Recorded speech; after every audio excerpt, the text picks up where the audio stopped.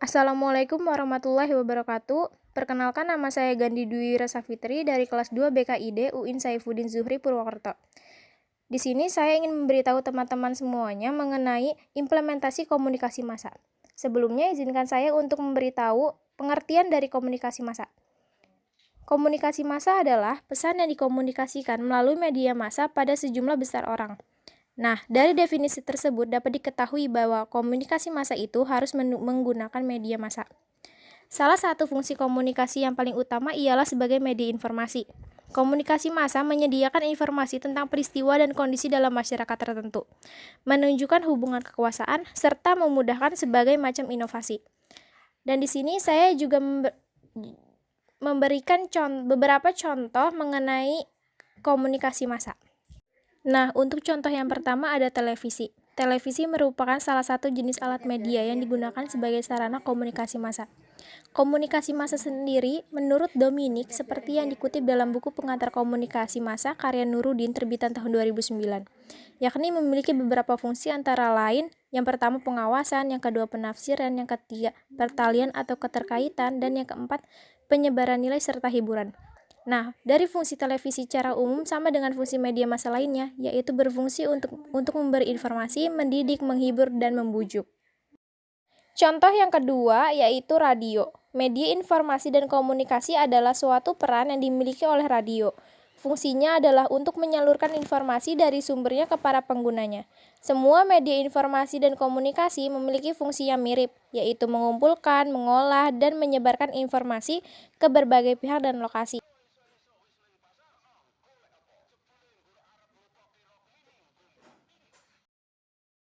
Nah, contoh yang selanjutnya ada koran. Koran adalah sebuah media massa yang dicetak dan disusun atau dibentuk dari kertas buram yang berukuran besar, yang isinya memuat tentang informasi-informasi seputar kehidupan sehari-hari dan informasi sekitar.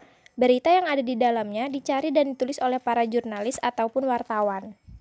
Nah, contoh yang terakhir ada contoh dari media sosial, contohnya dari aplikasi Instagram. Di sini sudah tergambar Instagram saya pribadi. Di sini saya pernah memberikan informasi mengenai 5 keutamaan membaca Al-Qur'an. Di sini saya membuat gambar yang berisikan mengenai keutamaan membaca Al-Qur'an. Yang pertama itu ada memberitahu bahwa perniagaan yang tidak pernah merugi. Jadi membaca Al-Qur'an ini sebagai perniagaan yang tidak pernah merugi.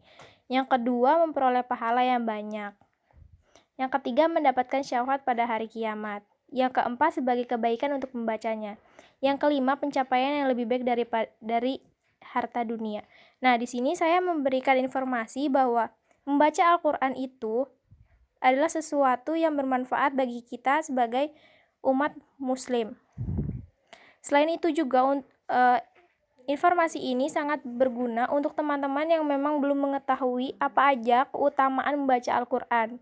Nah, sekaligus juga di sini saya mengingatkan bahwa jangan lupa untuk membaca Al-Qur'an, minimal satu hari itu sekali membaca Al-Qur'an.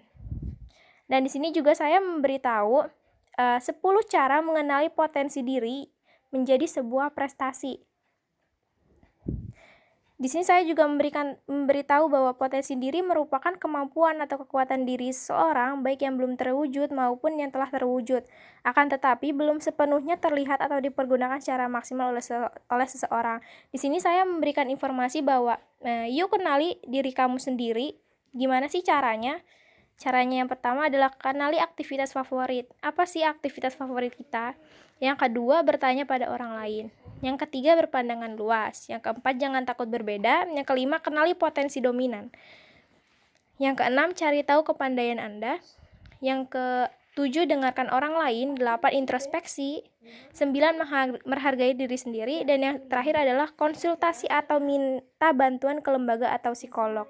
Di sini saya mengajak teman-teman semua yang membaca postingan saya untuk mencari tahu atau mengenali potensi diri menjadi sebuah prestasi. Jadi, ketika kita mengetahui potensi dalam diri kita, kita jadi tahu, oh ternyata prestasi kita di sini, prestasi kita di sana.